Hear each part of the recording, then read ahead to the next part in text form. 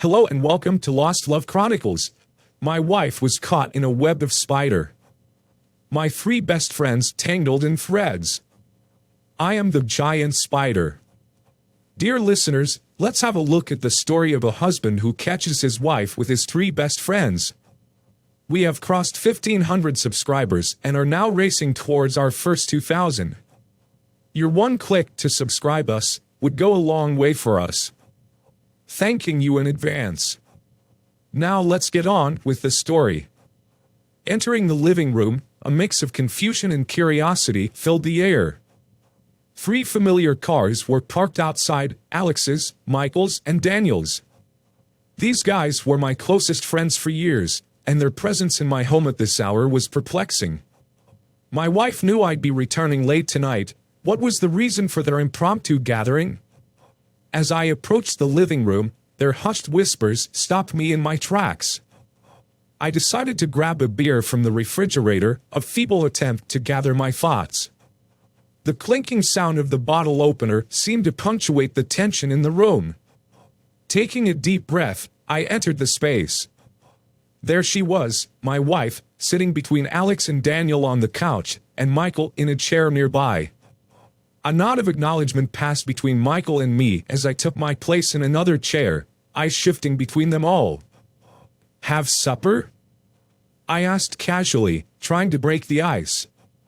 Their exchanged glances held a weight that left me uneasy. Emily, my wife, finally mustered the courage to break the silence. "I'm sorry about this, Mark, but we need to discuss this openly," she began, her voice tinged with regret. "It's killing me to keep this a secret from you, and the guys are feeling dissatisfied with the time I can give them." She went on, expressing her love for me and her hopes for our future together. But then came the revelation that hit me like a cold wave. "I'd been having sex with Alex, Michael, and Daniel for the last year," she admitted, her words hanging in the air. My reaction? Silence. I took a sip of beer, trying to process the bombshell she just dropped. As she continued, the details unfolded: encounters, secrets, and a system to keep me unsuspecting.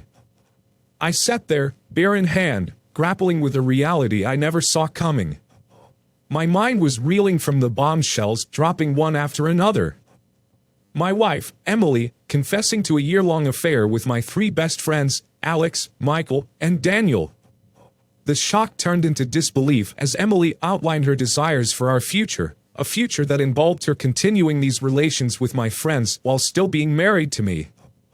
As Emily finished her unconventional proposal, I couldn't help but express my discontent. "Well, Emily, I can't say I'm happy to find out you're cheating on me with three of my friends, and I certainly didn't expect this betrayal from them. Is this your way of telling me you want a divorce?" Emily's response caught me off guard. "Oh no, Mark, I want children and to grow old together. I don't want a divorce. What I want is for you to accept this arrangement so we can move forward. We'll still act like a married couple, and in a few months, we can work towards having our first child. Everything will go as usual, except that several times a week, the guys will come and have sex with me. Maybe you can even join us sometimes." I decided it was time to intervene. "Enough," I said. "This is not something I can just accept without a fight. What do your wives think about this? Do they know?"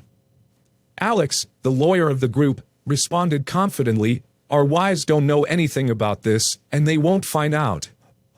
I swear, if you say a word about this, I will destroy you." I looked at Emily and asked, "Is this really what you want?" Emily nodded, and Alex continued outlining the plan. She made it clear that their secret escapades would continue, and our lives would seemingly proceed as normal, with occasional interruptions for their encounters.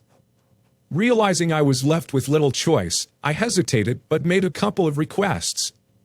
"Since you're using my wife, there are a couple of small things I'd like. First, don't use our bed, use the guest room. And second, our bedroom and bathroom are off limits." Alex smirked triumphantly, seemingly willing to grant these requests. As the bizarre agreement took shape, I couldn't help but feel a sense of resignation, knowing my life was about to take a turn into uncharted territory. The room fell silent as I asserted my boundaries, making it clear that I wanted to be informed of their activities and have the freedom to plan my own absence during their encounters. The unusual negotiation continued, with the agreement that they would give me half an hour to leave, suggesting I get a motel room for the night. As I headed to my bedroom to make a phone call, their conversation echoed through the house. To my surprise, they seemed relieved and even amused by the turn of events. Returning to the living room, I made a call to Sarah, Alex's wife, to inform her of their night plans. "Yes, Sarah. They said they would be here all night. I was thinking about your house, but Alex suggested a motel room." I relayed the information. Sarah's response was unexpected. "Top class.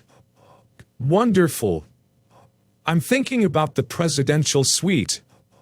Call Evie and Jessica and ask them to meet us there." The revelation hung heavy in the air, a sudden turn of events that left everyone in the room stunned. I calmly shared that their husbands had known about their exploits with Emily for the past 6 months, and not only were they aware, but they had also been having their own affairs with me. "While you were having sex with my wife, I was having sex with your wives," I stated matter-of-factly, revealing the intricate web of deceit that had woven its way through our lives. The shock on their faces mirrored the disbelief I had experienced moments earlier. Addressing Emily, I questioned her assumption that I was unaware of her activities. "Did you really think I was working when I came home late? Have you ever wondered why I'm so exhausted when I get home?" As the truth unfolded, it became apparent that their wives had orchestrated this revelation. They discovered their husband's infidelity and decided to involve me in their retaliation. They offered to have sex with me whenever the three of them were engaged in a threesome with Emily. Turning to face my former friends, I dropped another bombshell. "You didn't know your wives were bisexual, did you? They started having sex with each other when they found out about your deception." I emphasized the futility of attempting revenge or seeking a divorce, revealing the existence of photos and videos in a private investigator's report that would tear them apart. I dismissed any concerns about Emily divorcing me, confident that the fallout would be minimal. Before leaving, I proposed another agreement: no DNA testing on any future children. With a final farewell, I walked out the door, leaving behind a room full of shock and disbelief. As I made my way, I contemplated the potential consequences of the day's revelations. Alex may be rich, but Sarah had already secured the services of a formidable divorce lawyer. With a mental shrug, I left them behind, heading into a night filled with uncertainty and the company of 3 women seeking satisfaction. Dear listener, if you have reached this far, please click on the subscribe button. It will be a great help.